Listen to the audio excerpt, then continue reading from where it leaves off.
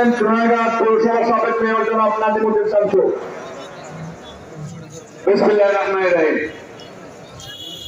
আজকে সভার সম্মানিত সভাপতি আব্দুল কাদির সরকার, হবিগঞ্জ থেকে আগত ছাত্রলীগের সভাপতি সাধারণ সম্পাদক রবিন, আজকের এই সর্বদলীয় সভায় উপস্থিত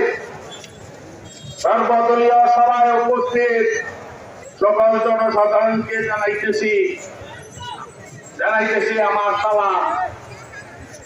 মনে বড় কষ্ট নিয়ে আজকে এখানে দাঁড়াইছি, কিছু কথা বলতে চাই। যে কথাগুলো একটা মেসেজ